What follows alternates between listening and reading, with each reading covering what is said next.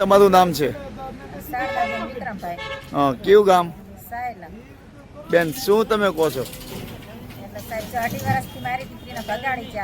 કોણ બગાડી કીધું?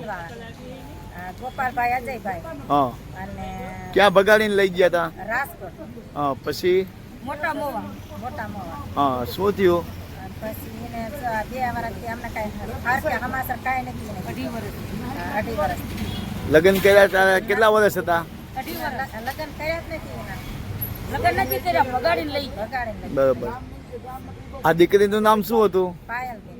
હા, પાયલબેન. હવે એમાં શું બન્યું દીકરીને? ઢોર માર દીકરીને મારી નાખી. પછી ઉપર દવા રેડી. બરાબર. હા, અને અમને દવાનું નામ બહાર પાડ્યું સાહેબ. દવાનું નામ બહાર પાડ્યું. કેટલા સમય પહેલા મારી નાખી?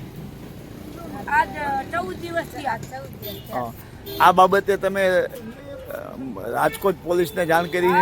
જાણ કરી, પોલીસ વાળાને કેસ કરવા ગયા તો પોલીસ વાળા શું કીધું કે રિપોર્ટ આવે પછી કે કેસ થાય છે. બરોબર. તમારી ફરિયાદ પોલીસે નથી લીધી?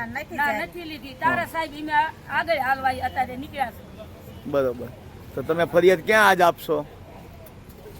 અમારે ફરિયાદ આ ગાંધીનગર મોકલવાની છે, અહીં સુરનગર મોકલવાની, દેશપી કાય, પછી રાજકોટ દેશપી કાય મોકલવાની છે. અમારી પોલીસ વાળા કેસ ન જાય તારે એમ આગળ હાલ્યા છે. આજે દીકરીને મારી નાખી, એને કેટલા સંતાન હતા બેન? એક દીકરી હતી અને 8 મહિના 1.5 વર્ષની દીકરી હતી અને 8 મહિના પેટમાં હતા.